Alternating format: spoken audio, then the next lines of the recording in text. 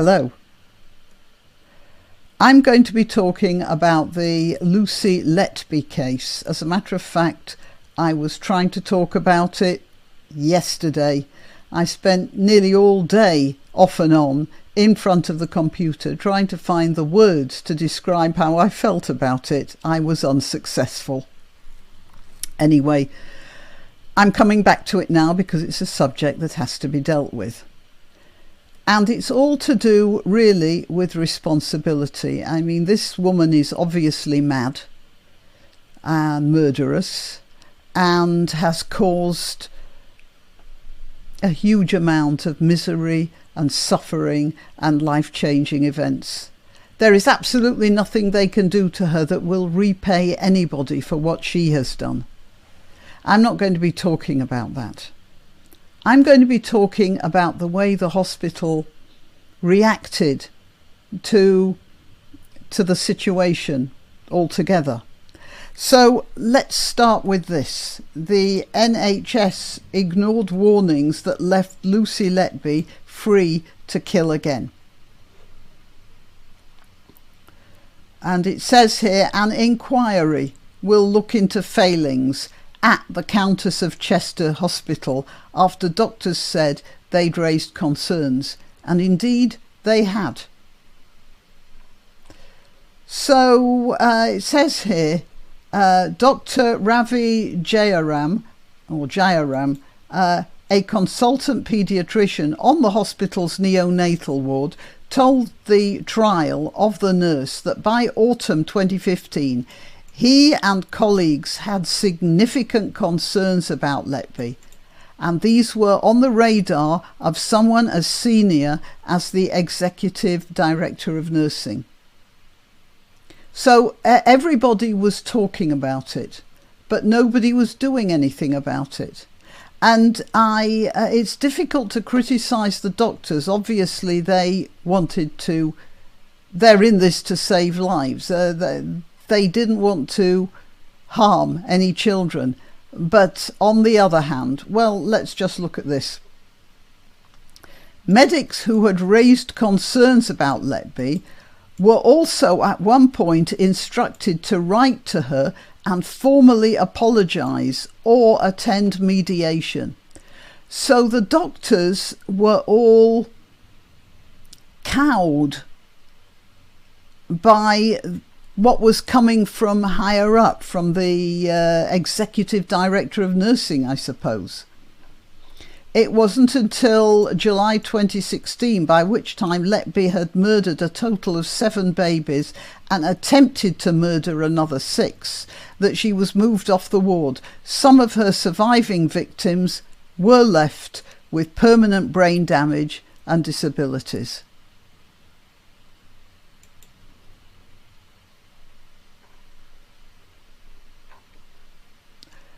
This is the face of evil. A nice face, isn't it? Except for the teeth. And that's the problem with evil, isn't it? It's so difficult to identify.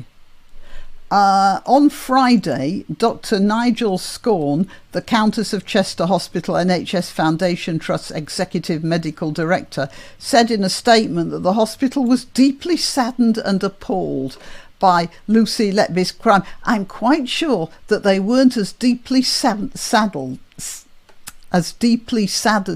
and appalled as the parents of the children. I don't know how he dare take their sorrow and heartbreak away from them with that phrase. We are extremely sorry.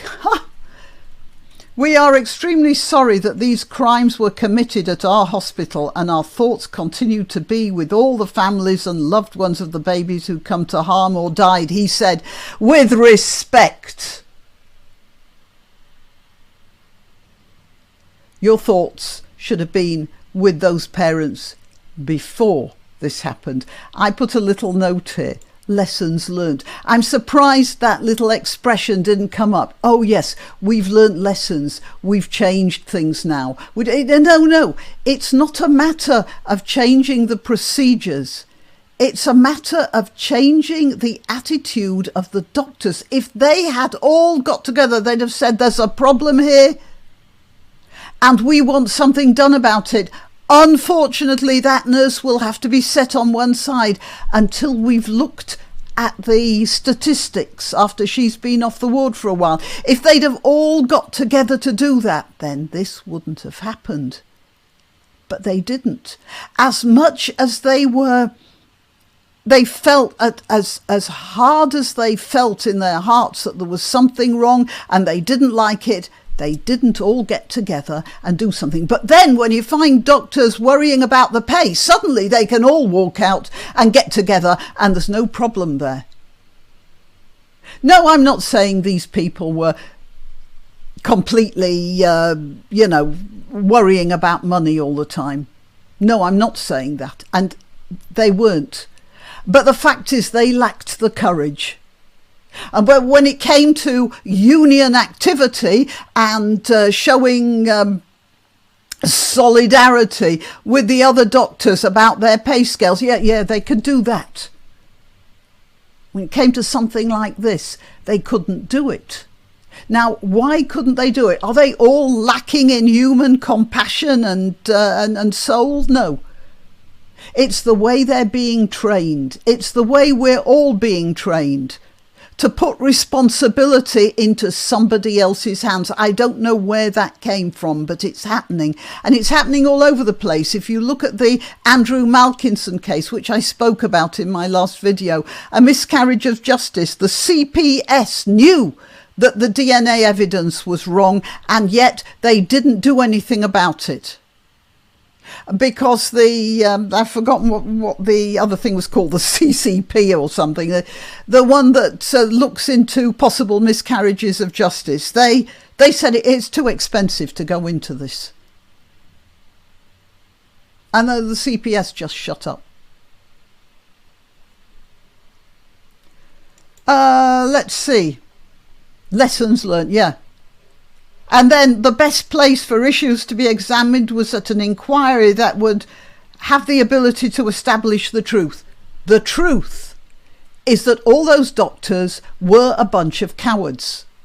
They felt themselves so squashed by a system in which the buck is passed from one hand to the other that they felt they couldn't do anything. Dr. Breary, who was the lead neonatal consultant on the ward, carried out a review into the circumstances of the death of one of the infants, known as Baby D. Following this, he met with the Director of Nursing, Alison Kelly, to discuss his findings. Now, this is what happened. I mean, by the way, just look. That's the statistics for the Countess of Chester Hospital. Deaths per 1,000. You think there might be something wrong there?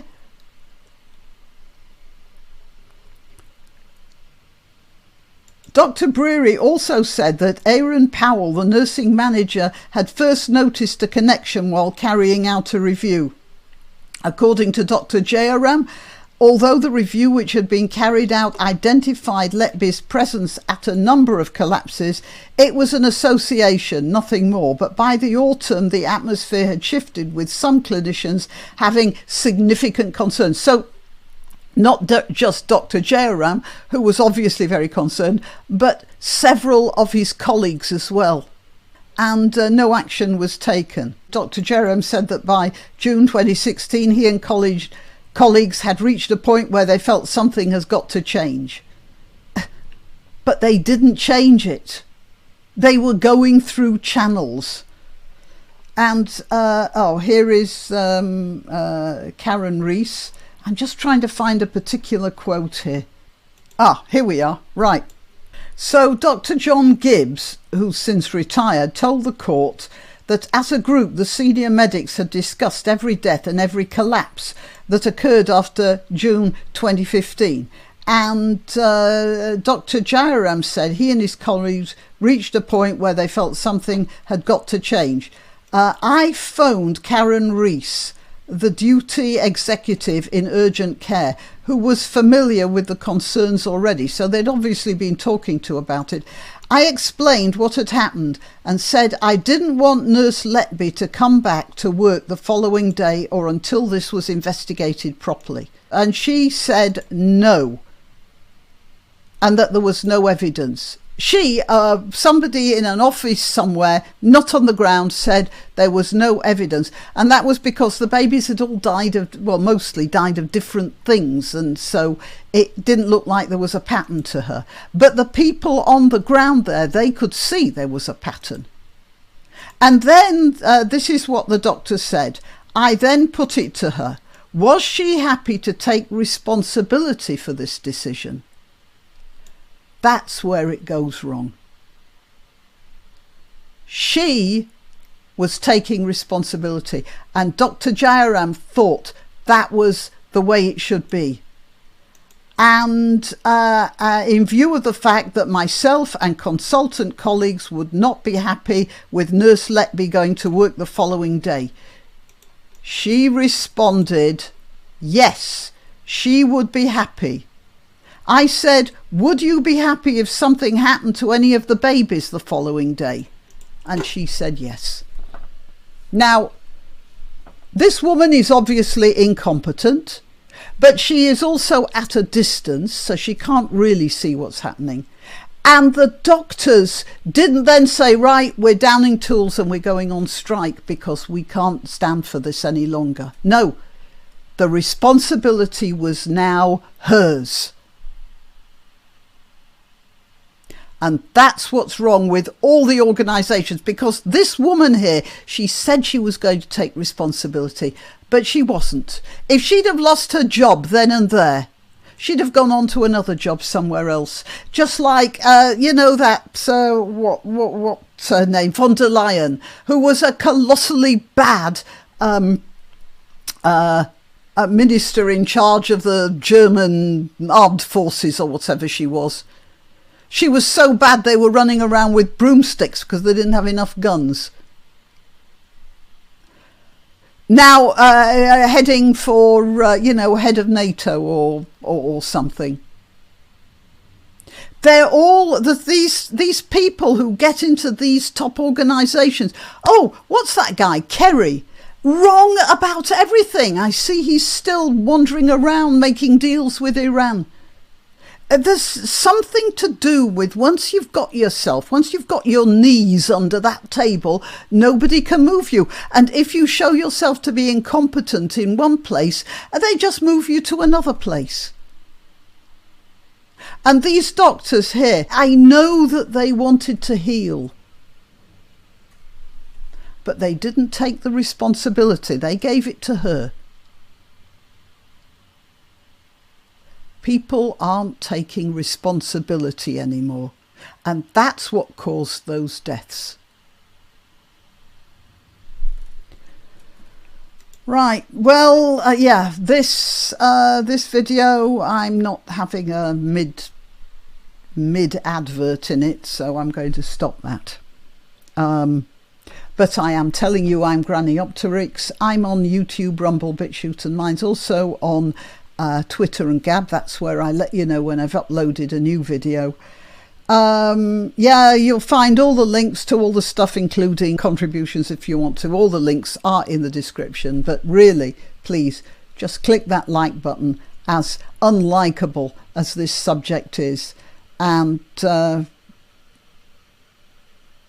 let's start a discussion about responsibility, should we?